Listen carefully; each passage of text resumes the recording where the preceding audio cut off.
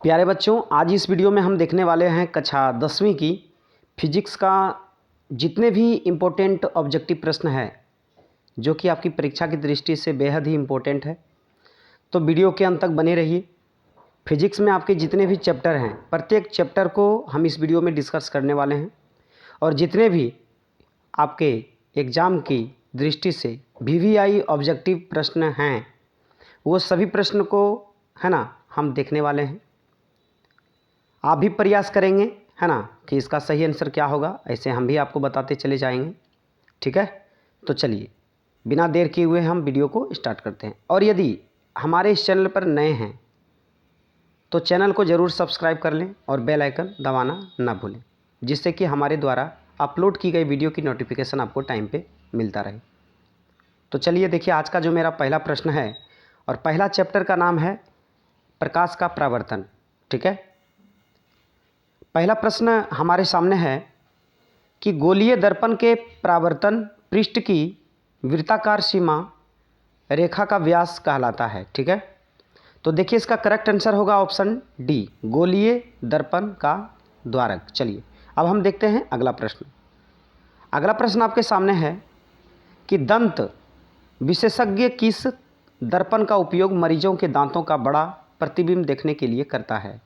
तो इसका correct answer होगा ऑप्शन बी, अवतल दर्पण। चलिए अगला प्रश्न आपके सामने है कि यदि किसी बिंब का प्रतिबिंब आवर्धन ऋणात्मक है तो उस प्रतिबिंब की प्रकृति क्या होगी?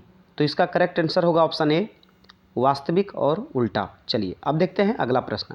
अगला प्रश्न आपके सामने है कि निम्नलिखित में से कौन सा उत्तल दर्पण की फोकस दूरी है जिसकी वक्रता त्रिज्या 32 सेंटीमीटर है?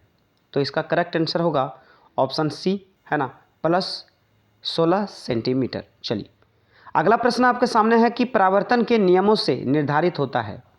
तो इसका करेक्ट आंसर होगा ऑप्शन ए, आपतन कोण बराबर परावर्तन कोण। चलिए अब देखते हैं अगला प्रश्न। अगला प्रश्न आपके सामने है कि हवा निर्वात की स्थिति में प्रकाश की चाल क्या होती है? तो देखिए इसका करेक्ट आंसर हो जाएगा ऑप्शन ए, 3 × 10⁻8 मीटर प्रति सेकेंड। चलिए अगला प्रश्न आपके सामने है कि प्रकाश तरंग उदाहरण है। तो इसका करेक्ट आंसर होगा ऑप्शन बी, विद्युत चुंबकीय तरंग का। चलिए अगला प्रश्न आपके सामने है कि प्रकाश के परावर्तन के कितने नियम हैं? ऑप्शन आपके सामने है, इसका करेक्ट आंसर होगा ऑप्शन बी, 2। ये देखिए कई बार परीक्षा में पूछा जा चुका है।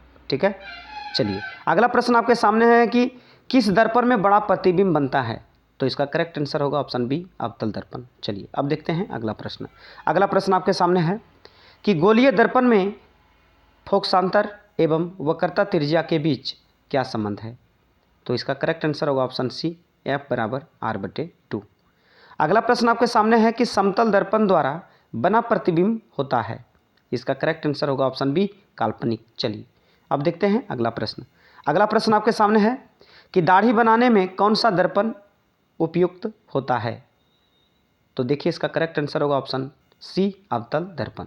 चलिए अगला प्रश्न आपके सामने है कि दर्पण सूत्र है ना, इसमें से कौन सा दर्पण सूत्र है? तो इसका करेक्ट आंसर होगा option D, A/V + A/U = A/F। अगला प्रश्न है कि किस दर्पण में केवल आभासी प्रतिबिंब बनेगा? तो इसका करेक्ट आंसर होगा ऑप्शन डी, समतल तथा उत्तल। चलिए अब देखते हैं अगला प्रश्न। अगला प्रश्न आपके सामने है कि समतल दर्पण में प्रतिबिंब की प्रकृति क्या होती है? इसका करेक्ट आंसर होगा ऑप्शन डी, आभासी तथा बराबर।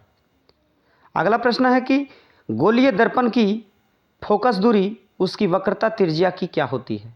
तो इसका करेक्ट आंसर होगा ऑप्शन ए, आधी होती है। अगला प्रश्न है कि किसी वस्तु का आवर्धित काल्पनिक प्रतिबिंब बनता है। तो इसका करेक्ट आंसर होगा ऑप्शन ए, अवतल दर्पण से। चलिए अब देखते हैं अगला प्रश्न। अगला प्रश्न आपके सामने है कि एक उत्तल दर्पण में बना प्रतिबिंब हमेशा होगा। इसका करेक्ट आंसर होगा ऑप्शन बी, काल्पनिक और हासित। चलिए अगला प्रश्न है कि ईंट है। इसका करेक्ट आंसर होगा ऑप्शन बी, अपारदर्शी पदार्थ। चलिए अब देखते हैं अगला प्रश्न कि हमारी आँख जो देख सकती है वे वस्तुएं होती है। इसका करेक्ट आंसर होगा ऑप्शन सी, दीप्त या प्रदीप्त। अगला प्रश्न है कि एक मनुष्य समतल दर्पण की ओर 3 मीटर प्रति सेकंड की चाल से आ रहा है, तो मनुष्य को दर्पण में अपना प्रतिबिंब किस चाल से आता हुआ प्रतीत होगा? तो इसका करेक्ट आंसर होगा ऑप्शन सी, 6 मीटर प्रति सेकंड। चलिए अगला प्रश्न आपके सामने है, संयुग्मी फोकस संभव होता है ना, केवल किस पे? तो इसका करेक्ट आंसर होगा ऑप्शन बी, अवतल दर्पण में। अगला प्रश्न है कि एक उत्तल दर्पण की फोकस दूरी 20 सेंटीमीटर है, तो उसकी वक्रता त्रिज्या क्या होगी? तो इसका करेक्ट आंसर होगा ऑप्शन डी, 40 सेंटीमीटर। चलिए अगला प्रश्न आपके सामने है कि यदि किसी वस्तु को एक दर्पण के सामने निकट रखने पर प्रतिबिंब सीधा बने किंतु दूर रखने पर उल्टा प्रतिबिंब बने, तो वह दर्पण कैसा होगा? तो इसका करेक्ट आंसर होगा ऑप्शन बी, अवतल दर्पण। चलिए अगला प्रश्न आपके सामने है कि किसी दर्पण के सामने आप चाहें जितनी दूरी पर खड़े हों, आपका प्रतिबिंब सीधा ही बनता है, संभवतः दर्पण है। तो इसका करेक्ट आंसर होगा ऑप्शन डी, समतल या उत्तल दर्पण। चलिए अब देखते हैं अगला प्रश्न। अगला प्रश्न आपके सामने है कि यदि किसी वस्तु को एक दर्पण के सम्मुख किसी भी दूरी पर रखने से उस वस्तु का प्रतिबिंब सदैव सीधा और छोटा बनता है, तो वह दर्पण होगा। इसका करेक्ट आंसर होगा ऑप्शन बी, उत्तल दर्पण। अगला प्रश्न आपके सामने है कि उत्तल दर्पण से प्रतिबिंब सदैव बनता है, तो इसका करेक्ट आंसर होगा ऑप्शन सी, ध्रुव तथा फोकस के बीच। चलिए अगला प्रश्न आपके सामने है कि किसी वस्तु को हम तभी देख पाते हैं जब वह वस्तु का प्रकाश को क्या करे? तो इसका करेक्ट आंसर होगा ऑप्शन बी, परावर्तित करे। चलिए अगला प्रश्न आपके सामने है कि किसी दर्पण में वास्तविक प्रतिबिंब नहीं बन सकता, तो इसका करेक्ट आंसर होगा ऑप्शन ए, समतल दर्पण में। चलिए अगला प्रश्न देखते हैं। अगला प्रश्न आपके सामने है कि अवतल दर्पण के फोकस से चलती किरणें परावर्तन के बाद क्या हो जाती है? तो इसका करेक्ट आंसर होगा ऑप्शन ए, प्रधान अक्ष के समानांतर हो जाती है। अगला प्रश्न है कि क्या समतल दर्पण में बने प्रतिबिंब को पर्दे पर उतार सकते हैं? इसका करेक्ट आंसर होगा ऑप्शन बी, नहीं। चलिए अब आते हैं अगले प्रश्न की तरफ। अगला प्रश्न आपके सामने है कि प्रकाश की एक किरण किसी समतल दर्पण पर 60 डिग्री का कोण बनाते हुए टकराती है, तो उसका परावर्तन कोण क्या होगा? तो इसका करेक्ट आंसर होगा ऑप्शन बी, 30 डिग्री। चलिए अगला प्रश्न आपके सामने है कि समतल दर्पण से किसी वस्तु का प्रतिबिंब, इसका करेक्ट आंसर होगा ऑप्शन बी, आभासी बनता है। चलिए अब आपके सामने अगला प्रश्न है कि किसी वस्तु का अवतल दर्पण द्वारा बना प्रतिबिंब आभासी, सीधा तथा वस्तु से बड़ा पाया गया, तो वस्तु की स्थिति कहाँ होनी चाहिए? इसका करेक्ट आंसर होगा ऑप्शन डी, दर्पण के ध्रुव तथा फोकस के बीच। चलिए अब अगला प्रश्न देखते हैं। अगला प्रश्न आपके सामने है कि निम्नलिखित में से किस दर्पण द्वारा किसी वस्तु का वास्तविक प्रतिबिंब मिल सकता है? इसका करेक्ट आंसर होगा ऑप्शन सी, अवतल दर्पण द्वारा। अगला प्रश्न आपके सामने है कि उत्तल दर्पण द्वारा बना प्रतिबिंब होता है, इसका करेक्ट आंसर होगा ऑप्शन ए, हमेशा सीधा। चलिए अब आते हैं अगले प्रश्न की तरफ। अगला प्रश्न आपके सामने है कि अवतल दर्पण में आवर्धित काल्पनिक प्रतिबिंब बनाने के लिए वस्तु को कहाँ रखा जाता है? तो इसका करेक्ट आंसर होगा ऑप्शन बी, फोकस के अंदर। चलिए अगला प्रश्न आपके सामने है कि एक गोलीय दर्पण द्वारा बने प्रतिबिंब का आवर्धन ऋणात्मक हो तो प्राप्त प्रतिबिंब क्या होगा? तो इसका करेक्ट आंसर है ऑप्शन ए, उल्टा होगा। चलिए अब देखते हैं अगला प्रश्न। अगला प्रश्न आपके सामने है कि साइड मिरर के रूप में उपयोग होता है, तो इसका करेक्ट आंसर होगा ऑप्शन ए, उत्तल लेंस। चलिए अब आते हैं अगले प्रश्न की तरफ। अगला प्रश्न की आपके सामने है कि सोलर कुकर में व्यवहार किया जाता है?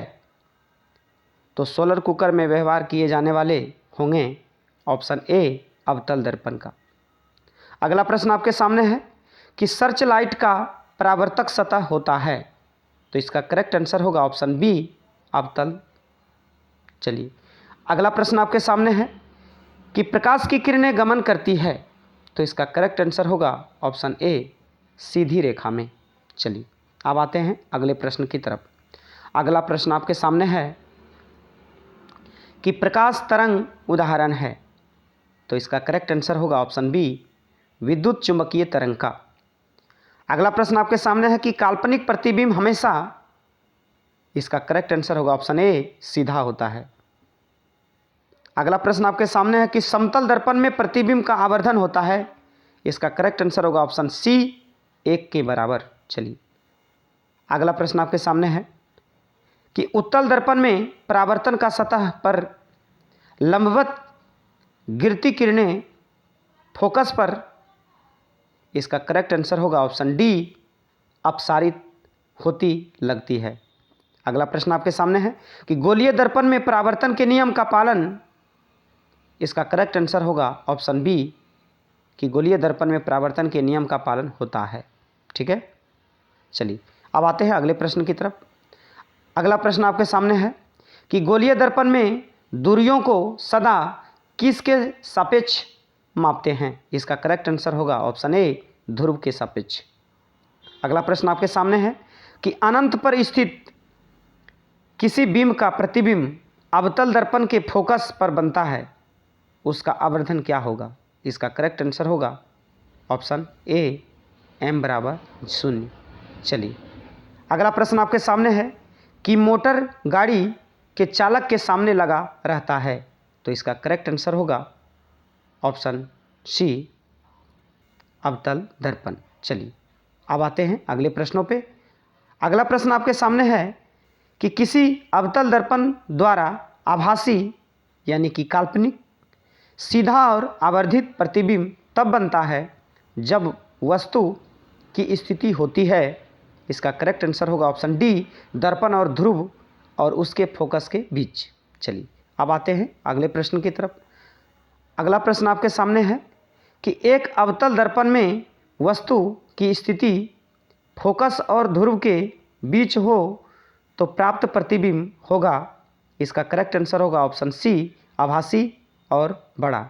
चलिए अगला प्रश्न आपके सामने है कि अवतल दर्पण की फोकस दूरी उसकी वक्रता त्रिज्या की आधी होती है, इसका करेक्ट आंसर होगा ऑप्शन बी। चलिए अगला प्रश्न आपके सामने है कि कहाँ पर स्थित होने से वस्तु का प्रतिबिंब अवतल दर्पण के फोकस पर बनता है? तो इसका करेक्ट आंसर होगा ऑप्शन डी अनंत पर। चलिए अगला प्रश्न है कि निम्नलिखित में किसके द्वारा एक बिंदु स्रोत से समानांतर किरण पुंज मिल सकता है? इसका करेक्ट आंसर होगा ऑप्शन ए अवतल दर्पण। चलिए अगला प्रश्न आपके सामने है कि वस्तु से छोटा और आभासी प्रतिबिंब इनमें किस दर्पण से प्राप्त होता है? इसका करेक्ट आंसर होगा ऑप्शन डी उत्तल दर्पण से। चलिए अगला प्रश्न आपके सामने है कि निम्नलिखित में से किस दर्पण द्वारा किसी वस्तु का आभासी प्रतिबिंब प्राप्त किया जा सकता है? इसका करेक्ट आंसर होगा ऑप्शन डी तीनों प्रकार के दर्पणों में। चलिए अगला प्रश्न आपके सामने है कि परावर्तन का कोण होता है? तो इसका करेक्ट आंसर होगा ऑप्शन डी आपतित किरण और दर्पण की सतह पर खींचे गए अभिलंब के बीच का कोण। चलिए अब देखते हैं अगला चैप्टर है ना दूसरा, जिसका नाम है प्रकाश का अपवर्तन। चलिए अब इस चैप्टर से जितने भी आपके परीक्षा की दृष्टि से वेरी इंपॉर्टेंट ऑब्जेक्टिव प्रश्न बनते हैं उन सभी प्रश्नों को हम देखने वाले हैं, तो वीडियो के अंत तक बने रहिए। फिजिक्स में जितने भी चैप्टर हैं सभी चैप्टर को डिस्कस करने वाले हैं इसी वीडियो में, ठीक है। तो चलिए देखिए आपके सामने पहला प्रश्न है कि किसी शब्दकोश में दिए गए छोटे अक्षरों को पढ़ते समय आप कौन सा लेंस पसंद करेंगे? तो इसका करेक्ट आंसर होगा ऑप्शन सी 5 सेंटीमीटर फोकस दूरी का उत्तल लेंस। चलिए अब आते हैं अगले प्रश्नों पे। अगला प्रश्न आपके सामने है कि कौन सा लेंस अपसारी लेंस भी कहलाता है? तो इसका करेक्ट आंसर होगा ऑप्शन ए, अवतल लेंस। चलिए अगला प्रश्न आपके सामने है कि एक उत्तल लेंस की फोकस दूरी 20 सेंटीमीटर है, तो लेंस की क्षमता क्या होगी? इसका करेक्ट आंसर होगा ऑप्शन सी, +5 डायोप्टर। चलिए अगला प्रश्न आपके सामने है कि लेंस में मुख्य फोकस की संख्या कितनी होती है? इसका करेक्ट आंसर होगा ऑप्शन ए, 2। अगला प्रश्न आपके सामने है कि प्रकाश के अपवर्तन के कितने नियम हैं? तो इसका करेक्ट आंसर होगा ऑप्शन बी, 2। चलिए अगला प्रश्न आपके सामने है कि किस लेंस के द्वारा सिर्फ काल्पनिक प्रतिबिंब बनता है? तो इसका करेक्ट आंसर होगा ऑप्शन बी, अवतल। चलिए आते हैं अगले प्रश्नों पे। अगला प्रश्न आपके सामने है कि किसी माध्यम के अपवर्तनांक का मान होता है? तो इसका करेक्ट आंसर होगा option B, sin I sin R। चलिए अब देखते हैं अगला प्रश्न कि अवतल लेंस में आवर्धन बराबर होता है? तो इसका करेक्ट आंसर होगा ऑप्शन डी, V/U। चलिए अब देखते हैं अगला प्रश्न। अगला प्रश्न आपके सामने है कि 2D क्षमता वाले लेंस का फोकसांतर होता है? तो इसका करेक्ट आंसर होगा ऑप्शन डी, 50 सेंटीमीटर। चलिए अगला प्रश्न आपके सामने है कि 1 मीटर फोकस दूरी वाले उत्तल लेंस की क्षमता होती है? तो इसका करेक्ट आंसर होगा ऑप्शन बी, 1 डायोप्टर। चलिए अब देखते हैं अगला प्रश्न। अगला प्रश्न आपके सामने है कि एक उत्तल लेंस होता है, ऑप्शन आपके सामने है।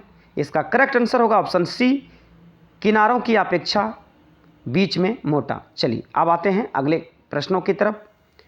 अगला प्रश्न आपके सामने है कि किस बिंब का वास्तविक तथा समान आकार का प्रतिबिंब प्राप्त करने के लिए बिंब को उत्तल लेंस के सामने कहाँ रखेंगे?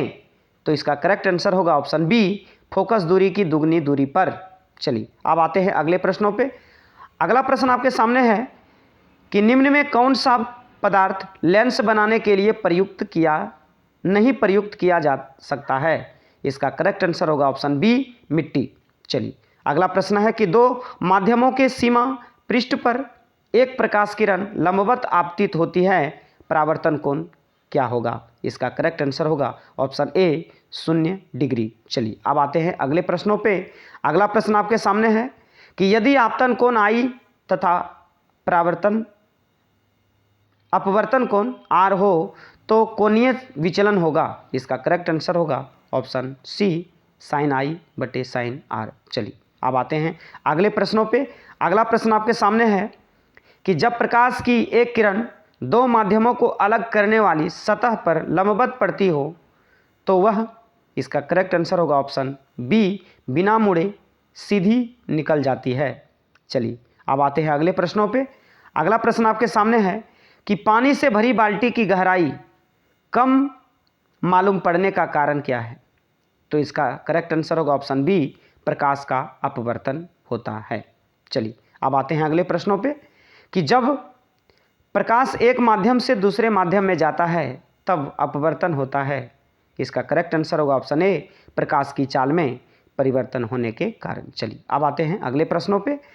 अगला प्रश्न आपके सामने है कि सघन माध्यम से विरल माध्यम में प्रवेश करने पर आपतन कोण तथा अपवर्तन कोण में क्या संबंध रहता है? तो इसका करेक्ट आंसर होगा ऑप्शन सी, अपवर्तन कोण बड़ा होता है। चलिए अब आते हैं अगले प्रश्नों पे। अगला प्रश्न आपके सामने है कि जब प्रकाश की किरण हवा से कांच के प्रिज्म की अपवर्तन सतह से होकर प्रवेश करती हुई दूसरे अपवर्तन सतह से होकर बाहर निकलती है तब वह मुड़ जाती है? इसका करेक्ट आंसर होगा ऑप्शन बी, प्रिज्म के आधार की ओर। चलिए अगला प्रश्न देखते हैं। अगला प्रश्न आपके सामने है कि किसी बिंदु वस्तु से निकलकर किरणें किसी लेंस से अपवर्तित होकर जिस बिंदु पर मिलती है उसे क्या कहते हैं? इसका करेक्ट आंसर होगा ऑप्शन डी, प्रतिबिंब बिंदु। चलिए अगला प्रश्न आपके सामने है कि निम्नलिखित में किसका उपयोग लेंस बनाने के लिए नहीं किया जा सकता है। इसका करेक्ट आंसर होगा ऑप्शन सी, मिट्टी। चलिए अब देखते हैं अगला प्रश्न। अगला प्रश्न आपके सामने है कि निम्नलिखित में कौन सी वस्तु वास्तविक प्रतिबिंब बना सकता है। इसका करेक्ट आंसर होगा ऑप्शन सी, उत्तल लेंस। चलिए अब आते हैं अगले प्रश्नों पे।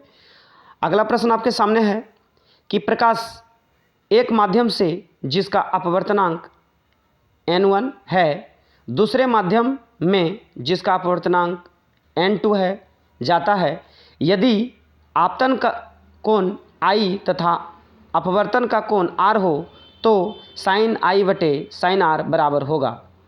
तो इसका करेक्ट आंसर होगा ऑप्शन डी, n2 बटे n1 के। चलिए अब आते हैं अगले प्रश्नों पे। अगला प्रश्न आपके सामने है कि सरल सूक्ष्मदर्शी में किसका उपयोग होता है। इसका करेक्ट आंसर होगा ऑप्शन ए, उत्तल लेंस का। अगला प्रश्न है कि उत्तल लेंस, इसका करेक्ट आंसर होगा ऑप्शन ए, किनारों की अपेक्षा बीच में मोटा होता है। चलिए अब आते हैं अगले प्रश्नों पे। अगला प्रश्न आपके सामने है कि किसी उत्तल लेंस के सापेक्ष कोई वस्तु किसी स्थिति पर रखी जाए, उसका वास्तविक उल्टा तथा बराबर समान आकार का प्रतिबिंब प्राप्त किया जा सके। इसका करेक्ट आंसर होगा ऑप्शन सी, फोकस दूरी से के दुगनी दूरी पर। ठीक है, चलिए अब आते हैं अगले प्रश्नों पे। अगला प्रश्न आपके सामने है कि उत्तल लेंस में जब बिंब फोकस एवं लेंस के बीच रखी जाती है तब प्रतिबिंब बनता है। इसका करेक्ट आंसर होगा ऑप्शन ए, काल्पनिक और सीधा। चलिए अब आते हैं अगले प्रश्नों पे। अगला प्रश्न आपके सामने है कि सूर्यास्त के समय क्षितिज के नीचे चले जाने पर भी सूर्य कुछ समय तक दिखाई देता है, इसका कारण प्रकाश का क्या है। तो देखिए इसका करेक्ट आंसर होगा ऑप्शन ए, अपवर्तन। चलिए अगला प्रश्न है कि यदि उत्तल लेंस के सामने वस्तु 2f पर रखी जाए, है ना, तब उसका प्रतिबिंब बनेगा। इसका करेक्ट आंसर होगा ऑप्शन बी, 2f पर। चलिए अब आते हैं अगला प्रश्न पे। अगला प्रश्न आपके सामने है कि सरल सूक्ष्मदर्शी में किसका उपयोग होता है। इसका करेक्ट आंसर होगा ऑप्शन ए, उत्तल लेंस का। अगला प्रश्न है कि किस लेंस द्वारा केवल काल्पनिक प्रतिबिंब बनता है। इसका करेक्ट आंसर होगा ऑप्शन ए, अवतल लेंस द्वारा। चलिए अगला प्रश्न देखते हैं। अगला प्रश्न आपके सामने है कि यदि वस्तु उत्तल लेंस के फोकस तथा फोकस दूरी की दुगनी दूरी के बीच हो तो प्रतिबिंब, इसका करेक्ट आंसर होगा ऑप्शन डी, वास्तविक उल्टा तथा बड़ा बनेगा। ठीक है, चलिए अगला प्रश्न है कि उत्तल लेंस को डैश लेंस भी कहा जाता है, इसको अभिसारी लेंस भी कहते हैं। चलिए आते हैं अगले प्रश्नों पे। अगला प्रश्न आपके सामने है कि उत्तल लेंस की क्षमता व्यक्त की जाती है। इसका करेक्ट आंसर होगा ऑप्शन डी, फोकस दूरी के व्युत्क्रम द्वारा। चलिए अगला प्रश्न आपके सामने है कि उत्तल लेंस द्वारा आवर्धित काल्पनिक प्रतिबिंब तब बनता है जब वस्तु रहती है। तो इसका करेक्ट आंसर होगा ऑप्शन सी, फोकस और लेंस के बीच। चलिए अगला प्रश्न देखते हैं। अगला प्रश्न आपके सामने है कि सघन माध्यम से विरल माध्यम में गमन करने पर आपतन कोण, है ना, और परावर्तन कोण के बीच क्या संबंध है। इसका करेक्ट आंसर होगा ऑप्शन सी, आर बड़ी है किससे, आई से। चलिए प्रकाश की चाल सबसे अधिक होती है। इसका करेक्ट आंसर होगा ऑप्शन सी, निर्वात में। चलिए अब आते हैं अगले प्रश्नों पे। अगला प्रश्न आपके सामने है कि लाल और नीले वर्ण की किरणों के कांच की सतह पर वायु में आपतन कोण समान है तथा कांच में अपवर्तन कोण क्रमशः R1 तथा R2 है, तब इसका करेक्ट आंसर होगा ऑप्शन सी, R1 छोटी है R2 से। चलिए अब आते हैं अगले प्रश्नों पे, है ना। अश्लेन के अनुसार नियमानुसार होता है, तो इसका करेक्ट आंसर होगा ऑप्शन ए। ठीक है, चलिए अब आते हैं अगले प्रश्नों पे। अगला प्रश्न आपके सामने है कि आभासी प्रतिबिंब का निर्माण होता है। इसका करेक्ट आंसर होगा ऑप्शन सी, दोनों लेंसों में। चलिए अगला प्रश्न आपके सामने है कि लेंस की क्षमता P बराबर होता है। इसका करेक्ट आंसर होगा ऑप्शन डी, 1/f। चलिए अगला प्रश्न है कि लेंस की क्षमता का SI मात्रक, इसका करेक्ट आंसर होगा डायोप्टर। चलिए आते हैं अगले प्रश्नों पे। अगला प्रश्न आपके सामने है कि पानी के भीतर तैरते मनुष्य को किनारे पर स्थित मीनार की ऊंचाई कैसी लगेगी। इसका करेक्ट आंसर होगा ऑप्शन ए, ज़्यादा। चलिए अब आते हैं अगले प्रश्नों पे। अगला प्रश्न आपके सामने है कि शीशे के स्लैब से जब प्रकाश का अपवर्तन होता है तो उसमें इसका करेक्ट आंसर होगा ऑप्शन डी, विचलन नहीं होता है पर पार्श्व विस्थापन होता है। अगला प्रश्न है कि निम्नलिखित में कौन सी वस्तु वास्तविक प्रतिबिंब बना सकता है? इसका करेक्ट आंसर होगा ऑप्शन सी, उत्तल लेंस। चलिए अगला प्रश्न आपके सामने है कि प्रकाश की एक किरण जब विरल माध्यम से सघन माध्यम में आती है तब इसका करेक्ट आंसर होगा ऑप्शन डी, अविलंब की ओर मुड़ जाती है। चलिए अगला प्रश्न आपके सामने है कि जब प्रकाश की एक किरण एक माध्यम से दूसरे माध्यम में जाती है तो अपने पूर्व पथ से विचलित हो जाती है, इसे कहते हैं। इसका करेक्ट आंसर होगा ऑप्शन बी, प्रकाश का अपवर्तन। अगला प्रश्न है कि उत्तल लेंस में जब वस्तु फोकस एवं लेंस के बीच रखी जाती है तब प्रतिबिंब बनता है, तो काल्पनिक और सीधा। चलिए अब आते हैं अगले प्रश्नों पे। अगला प्रश्न आपके सामने है कि लेंस का प्रत्येक छोटा भाग प्रिज्म की सतह है, ठीक है, ऑप्शन सी। चलिए अगला प्रश्न है कि इस लेंस के सामने एक बिंब को लेंस के फोकस और प्रकाशीय केंद्र के बीच रखा जाता है तो प्रतिबिंब बनता है कहाँ? तो इसका करेक्ट आंसर होगा ऑप्शन ए, काल्पनिक और आवर्धित। ठीक है, चलिए अब आते हैं अगले प्रश्नों पे कि यदि हवा के सापेक्ष कांच का अपवर्तनांक 1.5 हो तो कांच के सापेक्ष हवा का अपवर्तनांक क्या होगा? तो इसका करेक्ट आंसर होगा ऑप्शन डी, 1/1.5। चलिए अगला प्रश्न है कि 20 सेंटीमीटर फोकस दूरी वाले लेंस की क्षमता होगी।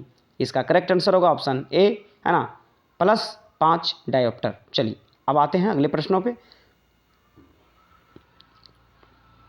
अगला प्रश्न आपके सामने है कि एक उत्तल लेंस में 30 सेंटीमीटर की दूरी पर एक वस्तु रखी गई। लेंस से उतनी ही दूरी पर वास्तविक प्रतिबिंब प्राप्त होता है, तो लेंस की फोकस दूरी क्या होगी? तो देखिए इसका करेक्ट आंसर होगा ऑप्शन बी, 15 सेंटीमीटर। चलिए अब आते हैं अगले प्रश्नों पे। अगला प्रश्न आपके सामने है कि एक उत्तल लेंस में 30 सेंटीमीटर की दूरी पर एक वस्तु रखी गई है। लेंस से उतनी ही दूरी पर वास्तविक प्रतिबिंब बनता है, तो लेंस की फोकस दूरी क्या होगी? तो इसका करेक्ट आंसर होगा ऑप्शन सी, 15 सेंटीमीटर।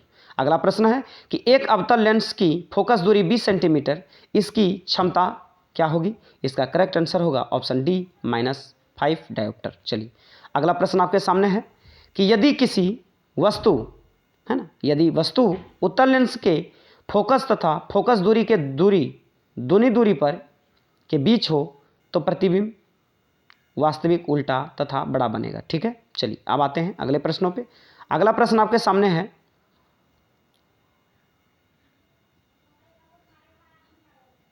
चलिए अगला प्रश्न आपके सामने है कि जब एक उत्तल लेंस से 20 सेंटीमीटर की दूरी पर वस्तु को रखा जाता है तो उस वस्तु का एक काल्पनिक आभासी, है ना, प्रतिबिंब बनता है। लेंस की फोकस दूरी क्या होनी चाहिए? तो इसका करेक्ट आंसर होगा ऑप्शन ए, 20 सेंटीमीटर। चलिए अगला प्रश्न आपके सामने है कि एक लेंस की क्षमता +5 डायोप्टर है, तो यह होगा, इसका करेक्ट आंसर होगा ऑप्शन डी, 20 सेंटीमीटर फोकस दूरी का उत्तल लेंस। चलिए अब आते हैं अगले प्रश्नों पे। अगला प्रश्न आपके सामने है कि किसी उत्तल लेंस की फोकस दूरी 25 सेंटीमीटर है तो उसकी क्षमता क्या होगी? इसका करेक्ट आंसर होगा ऑप्शन ए, 4 डायोप्टर। चलिए अब आते हैं अगले प्रश्नों पे। अगला प्रश्न आपके सामने है कि एक गोलीय दर्पण और पतले लेंस में से प्रत्येक की फोकस दूरी +25 सेंटीमीटर है, तब इसका करेक्ट आंसर होगा ऑप्शन ए, दोनों ही उत्तल हैं। चलिए अब आते हैं अगले चैप्टर में। अगला चैप्टर का नाम है मानव नेत्र तथा रंग बिरंग संसार। ठीक है, तो चलिए इस चैप्टर से जितने भी आपकी परीक्षा की दृष्टि से इम्पोर्टेंट ऑब्जेक्टिव प्रश्न हैं, आइए उन प्रश्नों को हम देखते हैं। वीडियो के अंत तक बने रहिए। जितने भी फिजिक्स में आपके चैप्टर हैं, सभी चैप्टर को इसी वीडियो में हम डिस्कस करने वाले हैं। ठीक है, और यदि हमारे इस चैनल पर नए हैं तो चैनल को ज़रूर सब्सक्राइब कर दें, है ना।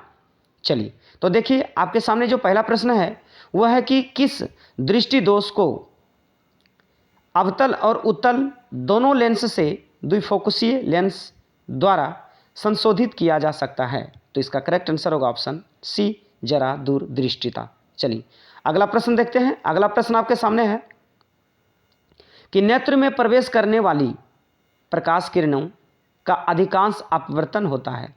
इसका करेक्ट आंसर हो जाएगा ऑप्शन सी, कॉर्निया के बाहरी पृष्ठ पर। चलिए अगला प्रश्न है कि जब सूर्य का प्रकाश वायुमंडल से गुजरता है तो वायु के सूक्ष्म कण किस रंग के प्रकाश को अधिक प्रबलता से परिकर्णन करते हैं। इसका करेक्ट आंसर होगा ऑप्शन डी, नीला। चलिए अब आते हैं अगले प्रश्नों पे। अगला प्रश्न आपके सामने है कि पुतली के साइज को नियंत्रित कौन करता है। इसका करेक्ट आंसर है ऑप्शन डी, रेटिना। चलिए अगला प्रश्न आपके सामने है कि आंख व्यवहार होता है ऑप्शन बी, यानी उत्तल लेंस की तरह। चलिए अब आते हैं अगले प्रश्नों पे। अगला प्रश्न आपके सामने है कि निकट दृष्टि दोष का निवारण किस लेंस से होता है। तो इसका करेक्ट आंसर होगा ऑप्शन बी, अवतल। चलिए अब आते हैं अगले प्रश्नों पे।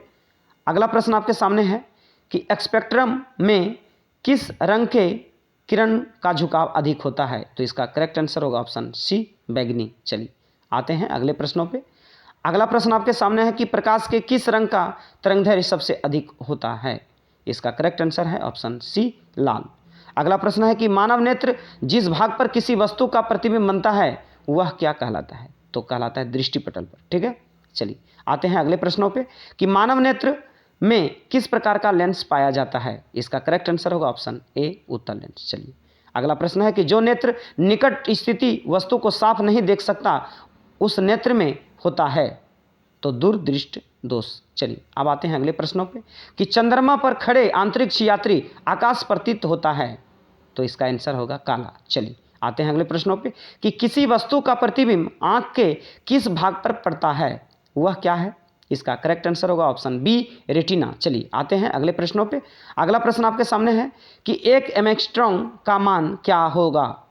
तो इसका करेक्ट आंसर होगा ऑप्शन ए, 10⁻⁻10 मीटर। चलिए अब आते हैं अगले प्रश्नों पे कि स्पेक्ट्रम प्राप्त करने के लिए किसका उपयोग होता है। तो इसका करेक्ट आंसर होगा ऑप्शन डी, प्रिज्म।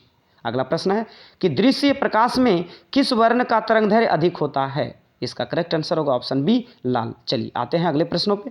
अगला प्रश्न आपके सामने है कि सामान्य नेत्र के लिए है ना सुस्पष्ट दर्शन की न्यूनतम दूरी क्या होती है। इसका करेक्ट आंसर होगा ऑप्शन सी, 25 सेंटीमीटर। चलिए आते हैं अगले प्रश्नों पे।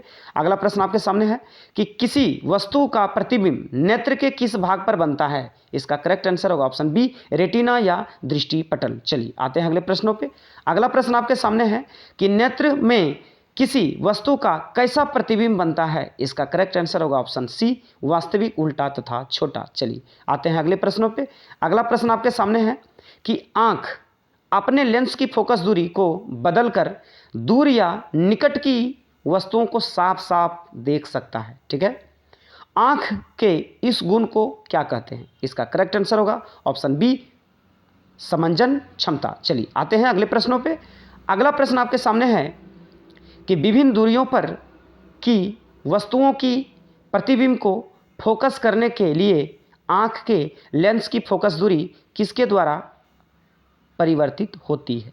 इसका करेक्ट आंसर होगा ऑप्शन सी, है ना, सिलियरी या पश्चिमाभी पेशियां। अगला प्रश्न है कि नेत्र लेंस की फोकस दूरी कम हो जाने से कौन दृष्टि दोष होता है। इसका करेक्ट आंसर होगा ऑप्शन ए, है ना, निकट दृष्टि दोष। चलिए अब आते हैं अगले प्रश्नों पे। अगला प्रश्न आपके सामने है कि किस दृष्टि दोष में किसी वस्तु का प्रतिबिंब रेटिना के पीछे बनता है। इसका करेक्ट आंसर होगा ऑप्शन बी, दूरदृष्टि दोष। अगला प्रश्न है कि निकट दृष्टि दोष का उपचार किस प्रकार के लेंस में किया जाता है। इसका करेक्ट आंसर होगा ऑप्शन डी, अपसारी। चलिए आते हैं अगले प्रश्नों पे। अगला प्रश्न आपके सामने है कि किसी दृष्टि दोष को दूर करने के लिए उत्तल लेंस का उपयोग किया जाता है। इसका करेक्ट आंसर होगा ऑप्शन ए, दीर्घ दृष्टि दोष। चलिए आते हैं अगले प्रश्नों पे कि जो नेत्र निकट स्थिति वस्तु को स्पष्ट रूप से नहीं देख सकता है उस नेत्र में होता है। इसका करेक्ट आंसर होगा ऑप्शन सी, दूरदृष्टि दोष। चलिए आते हैं अगले प्रश्नों पे। अगला प्रश्न आपके सामने है कि दूरदृष्टि दोष वाली आंख साफ साफ देख सकती है तो दूर की वस्तुओं को, है ना। तो दूरदृष्टि दोष, अगला प्रश्न है कि दूरदृष्टि दोष का उपचार किस प्रकार के लेंस से किया जा सकता है। इसका किस प्रकार के लेंस से किया जाता है तो अभिसारी। चलिए आते हैं अगले प्रश्नों पे। अगला प्रश्न आपके सामने है कि स्पेक्ट्रम प्राप्त करने के लिए किसका उपयोग होता है? तो इसका करेक्ट आंसर होगा ऑप्शन ए, प्रिज्म। चलिए अगला प्रश्न देखते हैं। अगला प्रश्न आपके सामने है कि प्रिज्म से होकर गुजरने के बाद श्वेत प्रकाश विभिन्न वर्णों, है ना, यानी रंगों में विभक्त हो जाता है। इस घटना को क्या कहा जाता है? तो प्रकाश का वर्ण विक्षेपण। ठीक है, चलिए आते हैं अगले प्रश्नों पे कि एक प्रिज्म में कितने सतह से घिरी होती है? इसका करेक्ट आंसर होगा ऑप्शन डी, 5। अगला प्रश्न है कि श्वेत प्रकाश जब एक प्रिज्म से होकर गुजरता है तो जो वर्ण सबसे कम विचलित होता है वह क्या है? तो इसका आंसर होगा ए, लाल। चलिए अगला प्रश्न है कि प्रकाश के किस वर्ण के लिए तरंगदैर्घ्य अधिकतम होता है? तो इसका करेक्ट आंसर होगा ऑप्शन सी, लाल। चलिए अब आते हैं अगले प्रश्नों पे। अगला प्रश्न आपके सामने है कि श्वेत प्रकाश की किरण जब किसी प्रिज्म से होकर गुजरती है तब जो रंग सबसे अधिक विचलित होता है वह है बैंगनी। ठीक है, चलिए आते हैं अगले प्रश्नों पे कि मानव नेत्र जिस भाग पर किसी वस्तु का प्रतिबिंब बनाते हैं वह दृष्टिपटल है। ठीक है, चलिए आते हैं अगले प्रश्नों पे। अगला प्रश्न आपके सामने है कि मानव नेत्र अभिनेत्र लेंस की फोकस दूरी समायोजित कर विभिन्न दूरियों पर रखी वस्तुओं को फोकसित कर सकता है। ऐसा हो पाने का कारण क्या है? इसका करेक्ट आंसर होगा ऑप्शन बी, है ना, समंजन। अगला प्रश्न है कि अभिनेत्र लेंस की फोकस दूरी परिवर्तन किया जाता है। इसका करेक्ट आंसर होगा ऑप्शन डी, पश्चिमाभी पेशियों द्वारा। अगला प्रश्न आपके सामने है कि एक स्वस्थ आंख से दूरी बिंदु होता है अनंत। ठीक है, चलिए अगला प्रश्न है कि कैमरे की तरह नेत्र में प्रवेश करते प्रकाश के परिमाण को नियंत्रित करता है तो आइरिस। ठीक है, चलिए आते हैं अगले प्रश्नों पे कि मानव नेत्र में प्रकाश किस रास्ते प्रवेश करता है? इसका करेक्ट आंसर होगा ऑप्शन सी, पुतली। अगला प्रश्न आपके सामने है कि आकाश का रंग नीला होने के कारण क्या है? तो परिकर्णन के कारण। ठीक है, चलिए अगला प्रश्न देखते हैं। अगला प्रश्न आपके सामने है कि श्वेत प्रकाश जब प्रिज्म से गुजरता है तो सर्वाधिक विचलन होता है। इसका करेक्ट आंसर होगा ऑप्शन सी, बैंगनी रंग का। चलिए अगला प्रश्न है कि जब श्वेत प्रकाश कांच के प्रिज्म से गुजरता है तो प्रिज्म के आधार की ओर अधिक झुकती है तो प्रकाश किरण का रंग क्या है? तो बैंगनी। ठीक है, चलिए आते हैं अगले प्रश्नों पे। अगला प्रश्न आपके सामने है कि चंद्रमा से देखने पर आकाश प्रतीत होता है, कैसा दिखाई पड़ता है? तो काला। ठीक है, प्रकाश के किन रंगों में परिकिरणन सबसे कम होता है? इसका करेक्ट आंसर है ऑप्शन डी, लाल। आते हैं अगले प्रश्नों पे। अगला प्रश्न आपके सामने है कि श्वेत प्रकाश कितने रंगों के मेल से बनते हैं? तो इसका करेक्ट आंसर होगा ऑप्शन डी, 7। चलिए आते हैं अगले प्रश्नों पे। अगला प्रश्न आपके सामने है कि नेत्र लेंस की फोकस दूरी कम हो जाने से कौन सा दृष्टि दोष होता है? इसका करेक्ट आंसर होगा ऑप्शन ए, निकट दृष्टि दोष। अगला प्रश्न आपके सामने है कि खतरे के निशान के रूप में किस रंग का प्रयोग किया जाता है? तो इसका करेक्ट आंसर होगा ऑप्शन बी, लाल। चलिए आते हैं अगले प्रश्नों पे। अगला प्रश्न आपके सामने है कि इंद्रधनुष का भीतरी हिस्सा किस रंग का होता है? ठीक है, इसका करेक्ट आंसर होगा ऑप्शन बी, बैंगनी। अगला प्रश्न है कि प्रकाश का घटक तरंगों में टूटना कहलाता है? ऑप्शन सी, है ना, परिक्षेपण। अगला प्रश्न आपके सामने है कि आकाश का नीला रंग होना किस परिघटना का परिणाम है? इसका करेक्ट आंसर है परिकिरणन। चलिए अब आते हैं अगले प्रश्नों पे। अगला प्रश्न आपके सामने है कि मानव नेत्र में किस प्रकार का लेंस पाया जाता है? इसका करेक्ट आंसर होगा ऑप्शन ए, उत्तल। नेत्र द्वारा किस वस्तु का कैसा प्रतिबिंब बनता है? ठीक है, किसी वस्तु का कैसा प्रतिबिंब बनता है? तो वास्तविक, उल्टा और छोटा, यानी ऑप्शन सी। चलिए आते हैं अगले प्रश्नों पे। अगला प्रश्न आपके सामने है कि नेत्र लेंस की फोकस दूरी कम हो जाने पर कौन सा दृष्टि दोष उत्पन्न होता है? इसका करेक्ट आंसर होगा ऑप्शन बी, निकट दृष्टि दोष। चलिए अब आते हैं अगले चैप्टर पे। अगला चैप्टर का नाम है विद्युत, है ना। तो इस चैप्टर से जितने भी इंपॉर्टेंट ऑब्जेक्टिव प्रश्न बनते हैं उन ऑब्जेक्टिव प्रश्न को हम लोग देखने वाले हैं इसी वीडियो में। तो वीडियो के अंत तक बने रहिए और जितने भी इंपॉर्टेंट ऑब्जेक्टिव प्रश्न हैं इन सभी प्रश्नों को आप देखते चलिए। ठीक है, चलिए आते हैं पहला प्रश्न पे। पहला प्रश्न आपके सामने है, चलिए पहला प्रश्न आपके सामने है कि किसी वोल्टमीटर के स्केल पर ओ भी 0 भी है ना और 1 भी के बीच 20 विभाजन चिन्ह हैं तो उस वोल्टमीटर का अल्प मापांक क्या होगा? इसका करेक्ट आंसर होगा ऑप्शन बी 0.05 भी। ठीक है, चलिए अब आते हैं अगले प्रश्नों पे। अगला प्रश्न आपके सामने है कि निम्नलिखित में से कौन विद्युत विभवांतर का एसआई मात्रक है? इसका करेक्ट आंसर होगा ऑप्शन सी वोल्ट। अगला प्रश्न आपके सामने है कि भारत में उत्पादित प्रत्यावर्ती विद्युत धारा की आवृत्ति है, तो इसका करेक्ट आंसर होगा ऑप्शन ए है ना 50 हर्ट्ज। चलिए अगला प्रश्न है कि एक माइक्रो एम्पियर विद्युत धारा निम्नलिखित में से कौन सी है? इसका करेक्ट आंसर होगा ऑप्शन ए है ना 10⁻6 एंगस्ट्रॉम। चलिए अगला प्रश्न आपके सामने है कि किलोवाट घंटा बराबर होता है, इसका करेक्ट आंसर होगा ऑप्शन बी 1000 यूनिट के बराबर। चलिए अगला प्रश्न आपके सामने है कि 1 HP यानी कि एक अश्वशक्ति यानी हॉर्स पावर बराबर होता है, इसका करेक्ट आंसर होगा ऑप्शन ए 746 वाट। अगला प्रश्न आपके सामने कि धारा मापने की इकाई क्या है? इसका आंसर होगा ए मीटर। चलिए अगला प्रश्न को देखते हैं। अगला प्रश्न आपके सामने है कि प्रतिरोध का एसआई मात्रक क्या है? इसका करेक्ट आंसर होगा ऑप्शन बी ओम। अगला प्रश्न है कि 1 वोल्ट कहलाता है, ऑप्शन होगा इसका करेक्ट बी 1 जूल बटे है ना 1 जूल प्रति कूलम, सॉरी ठीक है ना 1 जूल प्रति कूलम। अगला प्रश्न देखते हैं। अगला प्रश्न आपके सामने है कि विद्युत शक्ति का एसआई मात्रक होता है, इसका करेक्ट आंसर होगा ऑप्शन ए वाट। अगला प्रश्न है कि आवेश का एसआई मात्रक होता है, तो इसका करेक्ट आंसर होगा ऑप्शन डी कूलम। चलिए अगला प्रश्न देखते हैं। अगला प्रश्न आपके सामने है कि कौन विद्युत का सर्वोत्तम सुचालक है? तो इसका करेक्ट आंसर होगा ऑप्शन बी एजी यानी कि चांदी। चलिए अब देखते हैं अगला प्रश्न। अगला प्रश्न आपके सामने है कि विभवांतर मापने वाले यंत्र कहा जाता है, तो इसका करेक्ट आंसर होगा ऑप्शन बी वोल्ट मीटर। चलिए अगला प्रश्न है कि आमीटर को विद्युत परिपथ में कैसे जोड़ा जाता है? तो इसका करेक्ट आंसर होगा ऑप्शन ए श्रेणी क्रम में। चलिए अब आते हैं अगले प्रश्नों पे। अगला प्रश्न आपके सामने है कि 1 कूलम विद्युत आवेश कितने प्रोटोनों से बनता है? तो इसका करेक्ट आंसर होगा ऑप्शन बी 1.6 इंटू 10⁻19। चलिए अब आते हैं अगले प्रश्नों पे। अगला प्रश्न आपके सामने है कि किसी चालक के छोरों के बीच विभवांतर V और प्रतिरोध R एवं प्रवाहित धारा I के बीच संबंध कैसा है? इसका करेक्ट आंसर होगा ऑप्शन सी R बराबर V/I। चलिए अगला प्रश्न देखते हैं। अगला प्रश्न आपके सामने है कि R ओम प्रतिरोध वाले N प्रतिरोधों को समांतर क्रम में जोड़ने पर तुल्य प्रतिरोध होगा, इसका करेक्ट आंसर होगा ऑप्शन ए NR। चलिए अगला प्रश्न देखते हैं। अगला प्रश्न आपके सामने है कि किसी कुंडली का प्रतिरोध ज्ञात करने के लिए क्या सूत्र होगा? इसका करेक्ट आंसर होगा ऑप्शन बी R बराबर V/I। चलिए अगला प्रश्न देखते हैं।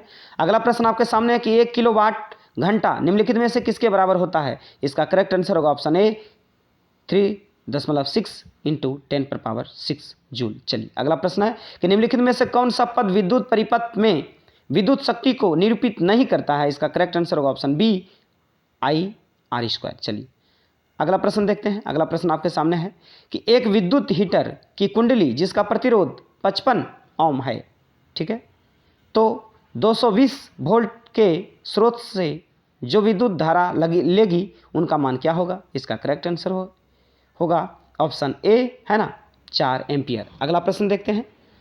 अगला प्रश्न आपके सामने है कि किसी बल्ब से 1 मिनट में 120 कूलम आवेश प्रवाहित हो रहा है, तो विद्युत धारा का मान क्या होगा? तो इसका करेक्ट आंसर होगा ऑप्शन बी 2 एम्पियर। चलिए अगला प्रश्न देखते हैं। अगला प्रश्न आपके सामने है कि किसी बल्ब से 220 वोल्ट पर 2 एम्पियर की धारा प्रवाहित होती है तो फिलामेंट का प्रतिरोध होगा, तो इसका करेक्ट आंसर होगा ऑप्शन बी है ना 110। चलिए अगला प्रश्न देखते हैं। अगला प्रश्न आपके सामने है कि किसी विद्युत बल्ब पर 220 वोल्ट तथा 100 वाट अंकित है, जब इसे 110 वोल्ट पर प्रचालित करते हैं तब इसके द्वारा उपभुक्त शक्ति कितनी होती है? इसका करेक्ट आंसर होगा ऑप्शन डी 25 वाट। चलिए अगला प्रश्न देखते हैं कि विद्युत बल्ब में फिलामेंट तार बना होता है किसका? तो टंगस्टन का, ठीक है। चलिए अगला प्रश्न है आपके सामने कि किसी चालक के प्रतिरोधकता का मात्रक है, इसका करेक्ट आंसर होगा ऑप्शन सी ओम प्रति मीटर। चलिए अगला प्रश्न है आपके सामने कि विद्युत फ्यूज विद्युत धारा के किस प्रवाह पर कार्य करती है। इसका करेक्ट आंसर होगा ऑप्शन ए ऊष्मीय। अगला प्रश्न आपके सामने है कि 100 वाट से 220 वोल्ट के विद्युत बल्ब के तंतु का प्रतिरोध क्या होगा। इसका करेक्ट आंसर होगा ऑप्शन बी 484 ओम। अगला प्रश्न आपके सामने है कि 100 वाट का विद्युत बल्ब 250 वोल्ट के विद्युत मेन से जोड़ा जाता है तो बल्ब से प्रवाहित धारा का मान क्या होगा। तो इसका करेक्ट आंसर होगा ऑप्शन बी 0.4 एम्पियर। अगला प्रश्न देखते हैं।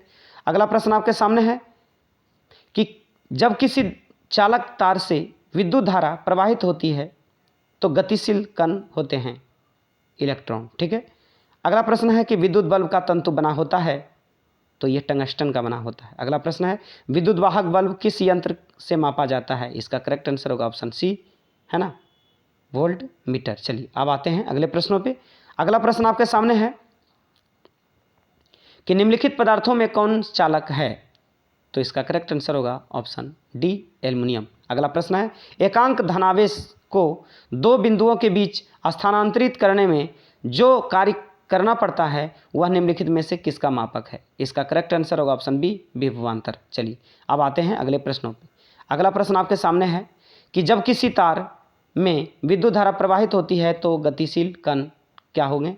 इसका करेक्ट आंसर होगा ऑप्शन डी इलेक्ट्रॉन। अगला प्रश्न है कि प्रत्येक इलेक्ट्रॉन पर ऋणात्मक आवेश होता है। इसका करेक्ट आंसर होगा ऑप्शन ए, है ना, 1.6 गुने 10⁻19 कूलम। चलिए अब आते हैं अगले प्रश्नों पे। अगला प्रश्न आपके सामने है कि विद्युत धारा की प्रबलता का एसआई मात्रक क्या है। तो एम्पियर।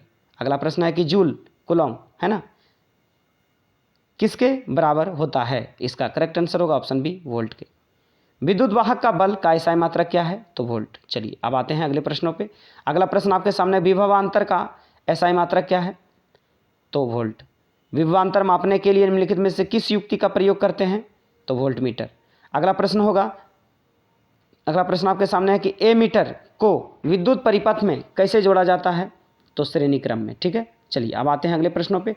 अगला प्रश्न आपके सामने है कि विद्युत परिपथ में विद्युत धारा की माप किससे की जाती है। तो इसका करेक्ट आंसर होगा ऑप्शन ए मीटर। अगला प्रश्न आपके सामने निम्नलिखित में से, है ना, धन प्लस और ऋण चिन्ह अंकित नहीं होता है। तो इसका करेक्ट आंसर होगा ऑप्शन डी प्रतिरोध। चलिए आते हैं अगले प्रश्नों पे। अगला प्रश्न आपके सामने है कि किसी कुंडली का प्रतिरोध ज्ञात करने के लिए सूत्र क्या होगा। तो इसका करेक्ट आंसर होगा ऑप्शन सी R = V/I। अगला प्रश्न आपके सामने है कि बैटरी से किस प्रकार की धारा प्राप्त होती है। तो करेक्ट आंसर होगा ऑप्शन बी दृष्ट धारा। चलिए अब आते हैं अगले प्रश्नों पे। अगला प्रश्न आपके सामने है कि विद्युत धारा उत्पन्न करने की युक्ति को क्या कहते हैं। इसका करेक्ट आंसर होगा ऑप्शन सी जनित्र। अगला प्रश्न आपके सामने है निम्नलिखित में से कौन सा व्यंजक, है ना, विद्युत परिपथ में विद्युत शक्ति का निरूपित नहीं करता है। इसका करेक्ट आंसर होगा ऑप्शन डी I/R²। चलिए अब आते हैं अगले प्रश्नों पे। अगला प्रश्न आपके सामने है कि किसी निश्चित समय में किसी निश्चित प्रतिरोध वाले चालक में उत्पन्न ऊष्मा धारा के क्या होंगे।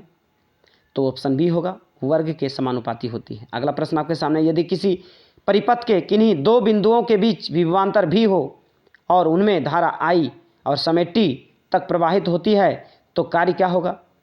तो VI/T। चलिए अब आते हैं अगले प्रश्नों पे। अगला प्रश्न आपके सामने है कि विद्युत परिपथ का, है ना, यहाँ पे कुछ चीज़ें मिट चुकी है। इसका आंसर होगा V²/I। चलिए अब आते हैं V²/R। चलिए अब आते हैं अगले प्रश्नों पे। अगला प्रश्न आपके सामने है। अगला प्रश्न देखिए आपके सामने है, कहता है कि किलोवाट घंटा मात्रक किसका है। तो विद्युत ऊर्जा का। अगला प्रश्न है कि आवेश के एक, है ना, क्वांटम का मान होता है। इसका करेक्ट आंसर होगा ऑप्शन सी 1.6 गुने 10⁻19 कूलम। चलिए अब आते हैं अगले प्रश्नों पे। अगला प्रश्न आपके सामने है कि घरों में विद्युत परिपथ समूहित होती है कैसी। तो समांतर क्रम में। अगला प्रश्न है मानव शरीर का प्रतिरोध होता है ना, तो 30,000 ओम। चलिए अब अगला प्रश्न देखते हैं कि वोल्ट प्रति एम्पियर प्रदर्शित करता है ना, ओम को। चलिए अब आते हैं अगले प्रश्नों पे। अगला प्रश्न है कि एम्पियर सेकेंड मात्रक है। ठीक है, तो यह है आवेश का। अगला प्रश्न है ओम का नियम सत्य है। तो ए नंबर होगा केवल धात्विक चालकों के लिए। अगला प्रश्न आपके सामने है।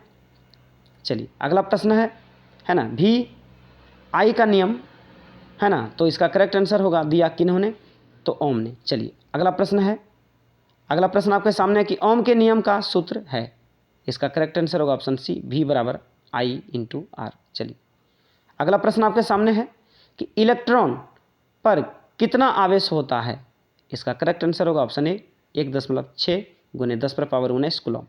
1 कैलोरी बराबर होता है। इसका करेक्ट आंसर होगा ऑप्शन बी, 4.2 जूल की। अगला प्रश्न होगा आपके सामने, देखिए कि किसी परिपथ का वह गुण जो विद्युत ऊर्जा को ऊष्मा में बदल देता है वो क्या कहलाता है। तो इसका करेक्ट आंसर होगा प्रतिरोध। चलिए अगला प्रश्न आपके सामने है कि निम्नलिखित में कौन सा मात्रक वाट बराबर नहीं है। ठीक है, तो इसका करेक्ट आंसर होगा ऑप्शन डी, V² ओम। चलिए अब आते हैं अगले प्रश्नों पे। अगला प्रश्न आपके सामने है कि विद्युत हीटर में तार की कुंडली के लिए जिस तत्व का व्यवहार किया जाता है वो है, तो वो है नाइक्रोम। चलिए अगला प्रश्न है कि विद्युत बल्ब का तंतु बना होता है, वो टंगस्टन का। चलिए अब आते हैं अगले प्रश्नों पे। अगला प्रश्न आपके सामने है कि टंगस्टन निम्न में से किस ताप पर पिघलता है। इसका करेक्ट आंसर होगा, है ना, 3500 डिग्री सेल्सियस पर। अगला प्रश्न है कि किसी बल्ब से 1 मिनट में 120 कूलम आवेश प्रवाहित होता है तो विद्युत धारा का मान क्या होगा। तो इसका करेक्ट आंसर होगा ऑप्शन सी, 2 एम्पियर। चलिए अब आते हैं अगले प्रश्नों पे। अगला प्रश्न आपके सामने है कि किसी बल्ब से 220 वोल्ट, है ना, पर 2 एम्पियर की धारा प्रवाहित होती है तो बल्ब के फिलामेंट का प्रतिरोध क्या होगा। तो इसका करेक्ट आंसर है ऑप्शन सी, 110। अगला प्रश्न आपके सामने है कि 2 चालक तार जिसके संगठन पदार्थ लंबाई तथा व्यास के में समान हैं, है ना, किसी विद्युत परिपथ में समान विभवांतर के आड़े पहले श्रेणी क्रम में और फिर पार्श्व क्रम में संयोजित किए जाते हैं। श्रेणी क्रम और पार्श्व क्रम में संयोजित यानी कि संयोजन में उत्पन्न ऊष्माओं का अनुपात क्या होगा। तो इसका होगा ऑप्शन सी, है ना, 1:4। चलिए अब आते हैं अगले प्रश्नों पे। अगला प्रश्न आपके सामने है कि 220 वोल्ट पर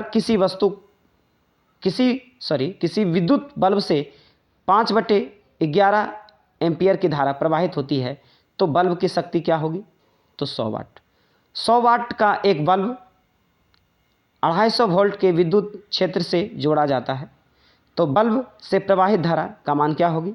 तो 0.4 एम्पियर। चलिए अब आते हैं अगले प्रश्नों पे। अगला प्रश्न आपके सामने है कि किसी विद्युत बल्ब का अनुमतांक, है ना, 220 वोल्ट अनुपात 100 वोल्ट है। जब इसे 110 वोल्ट पर प्रचालित करते हैं तब इसके द्वारा उपयुक्त शक्ति क्या होगी। इसका करेक्ट आंसर होगा ऑप्शन डी, 25 वाट। अगला प्रश्न आपके सामने है कि प्रतिरोध आर के किसी तार के जुड़ने को 5 बराबर भागों में काटा जाता है।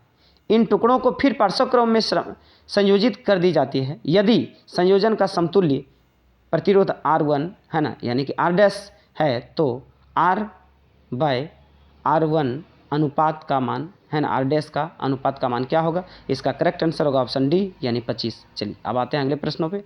अगला प्रश्न आपके सामने है कि किसी विद्युत बल्ब का अनुमतांक 220 वोल्ट 100 वोल्ट है, ठीक है ना, अनुपात 100 वोल्ट है, तब इसे 110 वोल्ट पर प्रचालित करते हैं तो इसका द्वारा अभिमुक्त शक्ति कितनी होगी। तो 25 वाट। चलिए अगला प्रश्न आपके सामने है कि 2 तार जिनके पदार्थ लंबाई तथा व्यास समान हैं तो किसी विद्युत परिपथ में पहले श्रेणी क्रम में फिर पार्श्व क्रम में संयोजित की जाती है। श्रेणी क्रम पार्श्व क्रम संयोजन में, है ना, उत्पन्न ऊष्माओं का अनुपात क्या होगा। तो 1:4। चलिए अब आते हैं अगले चैप्टर में। अगला चैप्टर आपके सामने है विद्युत धारा के चुंबकीय प्रभाव। ठीक है, चलिए तो इस चैप्टर से जितने भी इम्पोर्टेंट ऑब्जेक्टिव प्रश्न हैं उन सभी प्रश्नों को हम देखने वाले हैं, तो वीडियो के अंत तक बने रहिए। इसमें जितने भी ऑब्जेक्टिव प्रश्न हैं, है ना, फिजिक्स से सभी चैप्टर का हम लोग उसके विषय में डिस्कस कर रहे हैं। ठीक है, तो वीडियो के अंत तक बने रहिए, है ना। चलिए अब देखिए आपके सामने अगला प्रश्न है कि पश्चिम की ओर प्रक्षेपित कोई धनावेशित कण किसी चुंबकीय क्षेत्र द्वारा उत्तर की ओर विक्षेपित हो जाता है तो चुंबकीय क्षेत्र की दिशा क्या है। इसका करेक्ट आंसर होगा ऑप्शन डी, ऊपरी मुखी। चलिए अब आते हैं अगले प्रश्नों पे। अगला प्रश्न आपके सामने है कि घरेलू विद्युत परिपथ में उदासीन तार का रंग होता है। इसका करेक्ट आंसर होगा ऑप्शन सी, काला। आइए अगले प्रश्नों पे चलते हैं कि किसी, है ना, किस युक्ति में विभक्त विलय वलय है ना दिग परिवर्तन का कार्य करता है? इसका करेक्ट आंसर होगा ऑप्शन ए विद्युत जनित्र। चलिए अब आते हैं अगले प्रश्नों पे। अगला प्रश्न आपके सामने है कि किसी विद्युत धारावाही सीधी लंबी है ना परिनालिका के भीतर चुंबकीय क्षेत्र, तो इसका करेक्ट आंसर होगा ऑप्शन ए सभी दिशाओं पर समान होता है। चलिए अगला प्रश्न देखते हैं। अगला प्रश्न आपके सामने है कि लघुपथन है ना यानी जिसको शॉर्ट सर्किट कहते हैं के समय परिपथ में विद्युत धारा का मान क्या होता है? तो इसका करेक्ट आंसर होगा ऑप्शन सी बहुत अधिक बढ़ जाता है। चलिए अब आते हैं अगले प्रश्नों पे। अगला प्रश्न आपके सामने है कि तांबे की तार की एक आयताकार कुंडली किसी चुंबकीय क्षेत्र में घूर्णी गति कर रही है, ठीक है। इस कुंडली में प्रेरित विद्युत धारा की दिशा में कितने परिभ्रमण के पश्चात परिवर्तन होता है? तो इसका करेक्ट आंसर होगा ऑप्शन ए 2। चलिए अब आते हैं अगले प्रश्नों पे। अगला प्रश्न आपके सामने है कि किसी क्षण है ना किसी क्षण चुंबक के अंदर चुंबकीय क्षेत्र रेखाओं की दिशा क्या होती है? तो इसका करेक्ट आंसर होगा ऑप्शन ए उत्तर ध्रुव से दक्षिण ध्रुव। चलिए अब आते हैं अगले प्रश्नों पे। अगला प्रश्न आपके सामने है कि विद्युत जनित्र का सिद्धांत आधारित है, तो इसका करेक्ट आंसर होगा ऑप्शन बी विद्युत चुंबकीय प्रेरणा पर। अगला प्रश्न आपके सामने है कि विद्युत चुंबकीय प्रेरक की खोज किसने की थी? तो इसका करेक्ट आंसर होगा ऑप्शन ए फैराडे ने। चलिए अगला प्रश्न है बैटरी से किस प्रकार की धारा प्राप्त होती है? तो दृष्ट धारा। चलिए अब आते हैं अगले प्रश्नों पे। अगला प्रश्न आपके सामने है कि डायनोमो से किस प्रकार की धारा प्राप्त होती है? तो दोनों धाराएं यानी दृष्ट धारा और प्रत्यावर्ती धारा दोनों। चलिए अगला प्रश्न है कि किसी कुंडली का प्रतिरोध ज्ञात करने के लिए सूत्र क्या होता है? तो इसका होगा सी यानी R बराबर VY है ना I। चलिए अब देखते हैं अगला प्रश्न कि डायनेमो से किस प्रकार की धारा प्राप्त की जाती है? तो दोनों धाराएं, ठीक है ना, दृष्ट और प्रत्यावर्ती धारा दोनों। अगला प्रश्न है निम्नलिखित में से कौन सा विद्युत परिपथ के विद्युत शक्ति को निरूपित नहीं करता है? इसका करेक्ट आंसर होगा ऑप्शन बी I/R²। चलिए अब आते हैं अगले प्रश्नों पे कि विद्युत धारा उत्पन्न करने की युक्ति को कहते हैं जनित्र, ठीक है। अगला प्रश्न है कि विद्युत फ्यूज विद्युत धारा के विद्युत प्रवाह का कार्य करता है, तो इसका करेक्ट आंसर होगा ऑप्शन ए है ना उष्मीय। चलिए अब आते हैं अगले प्रश्नों पे। अगला प्रश्न आपके सामने है कि विद्युत चुंबक बनाने के लिए प्रायः किस पदार्थ छड़ का उपयोग होता है? तो इसका करेक्ट आंसर होगा ऑप्शन सी नरम लोहा। चलिए अगला प्रश्न है कि हमारे घरों में जो विद्युत आपूर्ति की जाती है वह, इसका करेक्ट आंसर होगा ऑप्शन सी 220 वोल्ट पर प्रत्यावर्ती धारा होती है। चलिए अब आते हैं अगले प्रश्नों पे। अगला प्रश्न आपके सामने है कि लघुपथन के समय परिपथ विद्युत धारा का मान क्या होगा? तो बहुत अधिक होगा। अगला प्रश्न है कि किसी सीधे चालक में धारा की दिशा और उसके संबंध चुंबकीय क्षेत्र की दिशा जिस नियम से ज्ञात की जाती है वह है? इसका करेक्ट आंसर होगा ऑप्शन सी है ना मैक्सवेल का दक्षिण हस्त नियम। चलिए अब आते हैं अगले प्रश्नों पे। अगला प्रश्न आपके सामने है कि फ्लेमिंग के वाम हस्त नियम के में अंगूठा किसकी दिशा का संकेत करता है? तो इसका करेक्ट आंसर होगा ऑप्शन सी बल का। अगला प्रश्न है कि घरेलू उपयोग के लिए विद्युत आपूर्ति होती है, ऑप्शन सी है ना 220 वोल्ट 50 हर्ट्ज पर। चलिए अब आते हैं अगले प्रश्नों पे। अगला प्रश्न आपके सामने है कि निम्नलिखित में से कौन किसी लंबे विद्युत धारावाही तार के निकट चुंबकीय क्षेत्र का सही वर्णन करता है? तो इसका करेक्ट आंसर होगा ऑप्शन डी चुंबकीय क्षेत्र की संकेंद्रीय क्षेत्र रेखाओं पर है ना रेखाओं का केंद्र तार होता है, ठीक है ना। चलिए अब आते हैं अगले प्रश्नों पे। अगला प्रश्न आपके सामने है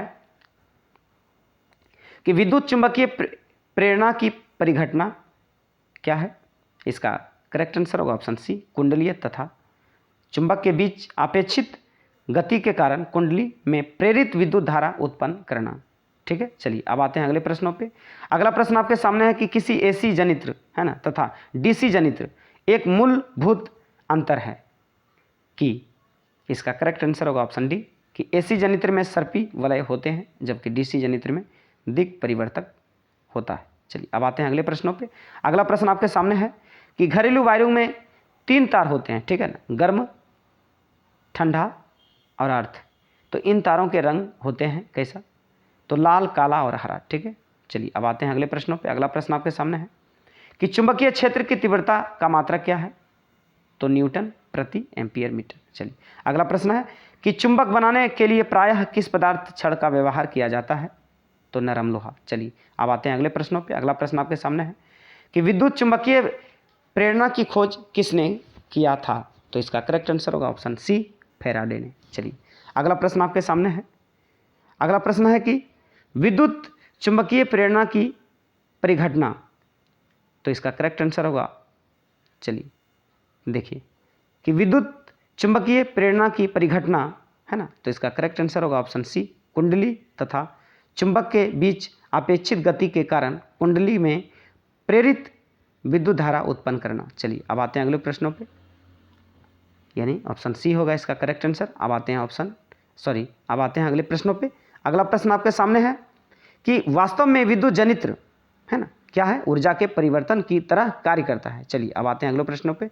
अगला प्रश्न आपके सामने है कि हमारे मकानों में जो विद्युत आपूर्ति की जाती है वह है ना, यानी वह जो 220 वोल्ट पर प्रत्यावर्ती धारा है। चलिए अब आते हैं अगले प्रश्नों पे। अगला प्रश्न आपके सामने है कि तांबे के तार की एक आयताकार कुंडली किसी चुंबकीय क्षेत्र की घूर्णी गति कर रही है। इस कुंडली में प्रेरित विद्युत धारा की दिशा में कितने परिभ्रमण पश्चात परिवर्तन होता है? तो इसका करेक्ट आंसर है ऑप्शन ए, यानी 2 स्विच लगाए जाते हैं है ना गर्म तार में, ठीक है ना। चलिए अब आते हैं अगला प्रश्न पे। अगला प्रश्न आपके सामने है कि विद्युत फ्यूज दुर्घटना से रक्षा करता है, ठीक है ना। तो इसका करेक्ट आंसर होगा ऑप्शन सी, लघु पतन और अति भारण दोनों के कारण। चलिए अब आते हैं अगले प्रश्नों पे। अगला प्रश्न आपके सामने है कि विद्युत फ्यूज आधारित है, ठीक है ना, ये इसका, चलिए अगला प्रश्न आपके सामने है कि विद्युत फ्यूज आधारित है, तो इसका करेक्ट आंसर होगा ऑप्शन ए, है ना, धारा के ऊष्मीय प्रभाव पर। चलिए अगला प्रश्न देखते हैं। अगला प्रश्न आपके सामने है कि एक वृत्ताकार कुंडली में धारा प्रवाहित की जा सकती है, तो कुंडली के कारण चुंबकीय क्षेत्र की तीव्रता अधिकतम होगी, तो इसका करेक्ट आंसर होगा केंद्र पर, ठीक है ना। चलिए अब आते हैं अगले प्रश्नों पे। अगला प्रश्न आपके सामने है कि एक गतिमान आवेशित कण उत्पन्न करता है, तो इसका करेक्ट आंसर होगा ऑप्शन सी, चुंबकीय व विद्युत क्षेत्र दोनों। चलिए अगला प्रश्न आपके सामने है कि चुंबकीय फ्लक्स का मात्रक क्या है? तो वेबर, ठीक है। चलिए अगला प्रश्न है कि कौन सा चुंबकीय क्षेत्र का मात्रक नहीं है? तो इसका करेक्ट आंसर होगा ऑप्शन डी, है ना, न्यूटन प्रति एम्पियर स्क्वायर। ये किसी भी क्षेत्र का मात्रक नहीं है। चलिए अब आते हैं अगले प्रश्नों पे। चलिए अगला प्रश्न आपके सामने है कि विद्युत धारा उत्पन्न होती है, इसका करेक्ट आंसर होगा ऑप्शन सी, डायनामो से। अगला प्रश्न है कि यांत्रिक ऊर्जा को विद्युत ऊर्जा में बदलने वाला उपकरण है जनित्र, यानी कि डायनामो। चलिए अब आते हैं अगले प्रश्नों पे। अगला प्रश्न आपके सामने है कि विद्युत परिपथ में फ्यूज जोड़ा जाता है, ठीक है, इसका करेक्ट आंसर होगा ऑप्शन सी, है ना, विद्युतमय तार में। चलिए अगला प्रश्न है कि प्रत्यावर्ती धारा जनित्र में से कौन सा धारा मिलता है? तो इसका करेक्ट आंसर होगा ऑप्शन ए, प्रत्यावर्ती। चलिए अगला प्रश्न आपके सामने है कि चुंबकीय क्षेत्र रेखाएं किस ध्रुव से निकलती है? तो इसका करेक्ट आंसर होगा ऑप्शन ए, उत्तर ध्रुव से। अगला प्रश्न है डायनेमो यांत्रिक ऊर्जा को किस ऊर्जा में परिणत करता है, यानी परिवर्तन करता है? तो इसका करेक्ट आंसर होगा ऑप्शन बी, विद्युत ऊर्जा। चलिए अगला प्रश्न आपके अगला चैप्टर आपके सामने है ऊर्जा के स्रोत, ठीक है। चलिए तो इस चैप्टर से जितने भी वीवीआई ऑब्जेक्टिव प्रश्न बनते हैं उन सभी प्रश्नों को हम देखने वाले हैं, ठीक है। चलिए तो देखिए आज का जो मेरा पहला प्रश्न है ऊर्जा के स्रोत में, है ना, वह है जल विद्युत संयंत्र किस ऊर्जा को विद्युत ऊर्जा में रूपांतरित करता है? तो इसका करेक्ट आंसर होगा, देखिए इसका करेक्ट आंसर होगा ऑप्शन डी, है ना, स्थित ऊर्जा। चलिए अब आते हैं अगले प्रश्नों पे। अगला प्रश्न आपके सामने है कि सौर कुकर के लिए, है ना, सौर कुकर के लिए कौन सा दर्पण सर्वाधिक प्रयुक्त होता है? तो इसका करेक्ट आंसर होगा ऑप्शन सी, अवतल दर्पण। चलिए अब आते हैं अगले प्रश्नों पे। अगला प्रश्न आपके सामने है कि नेरोरा, है ना, नाभिकीय विद्युत संयंत्र किस राज्य में स्थित है? तो इसका करेक्ट आंसर होगा ऑप्शन सी, उत्तर प्रदेश। चलिए अब आते हैं अगले प्रश्नों पे।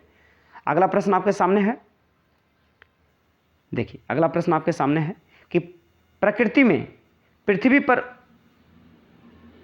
पर ऊर्जा का मुख्य स्रोत है सूर्य, ठीक है। चलिए अब आते हैं अगले प्रश्नों पे।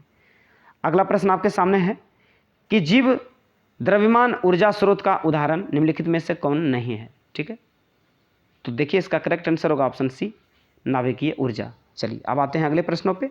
अगला प्रश्न आपके सामने है कि पवन विद्युत है ना, जनित्र में पवन की चाल कम से कम क्या होनी चाहिए? तो इसका करेक्ट आंसर होगा ऑप्शन ए, है ना, 15 किलोमीटर प्रति घंटा। अगला प्रश्न है नाभिकीय ऊर्जा प्राप्त करने हेतु आवश्यक है, इसका करेक्ट आंसर होगा ऑप्शन सी, यूरेनियम। चलिए अगला प्रश्न देखते हैं।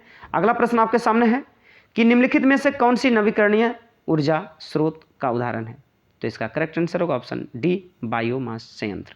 अगला प्रश्न हो आपके सामने है कि गर्म जल प्राप्त करने के लिए हम सौर जल तापक का उपयोग किस दिन नहीं कर सकते हैं?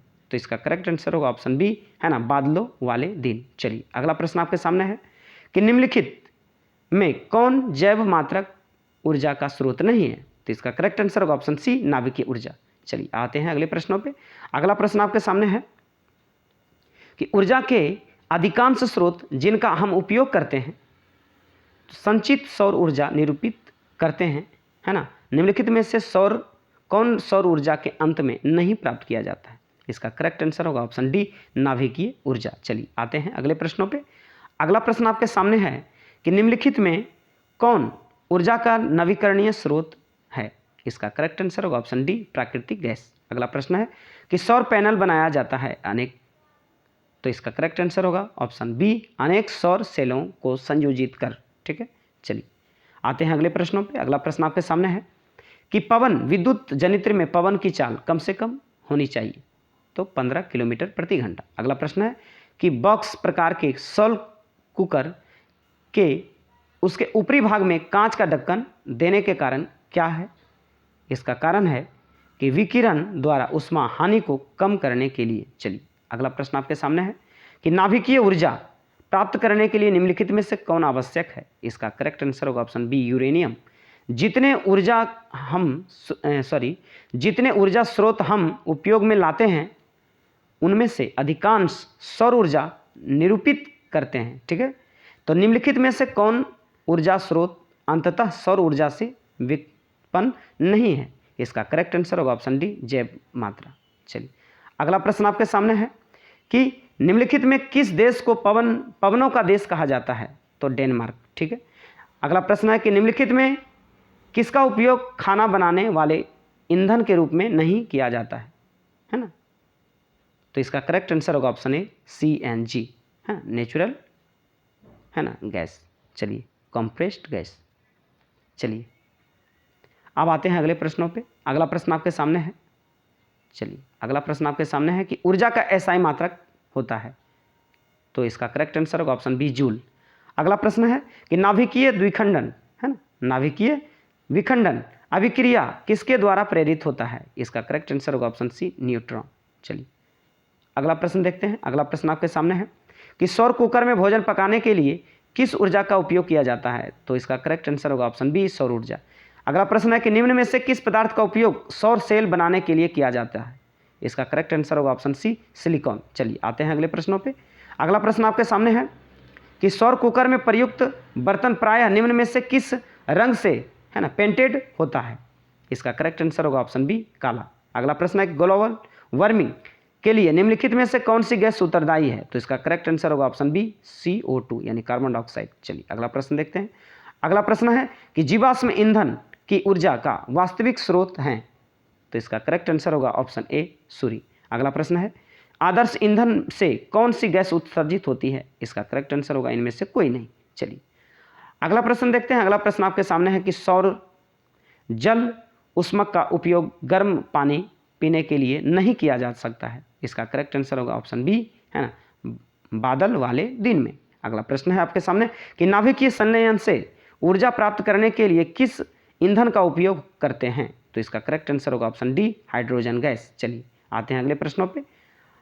अगला प्रश्न आपके सामने है ना, U, है ना, देखिए ऊपर में देखिए मान लिखा हुआ है, नीचे भी है। ठीक है, इसके एक परमाणु के द्विखंडन से मिलने वाली ऊर्जा का मान होता है। इसका करेक्ट आंसर होगा ऑप्शन बी। चलिए आते हैं अगले प्रश्नों पे। अगला प्रश्न आपके सामने है कि LPG का मुख्य अवयव है? इसका करेक्ट आंसर होगा ऑप्शन बी, है ना, नॉर्मल ब्यूटेन एवं आइसोब्यूटेन। अगला प्रश्न है कि निम्न में से किसका अर्थ जल होता है?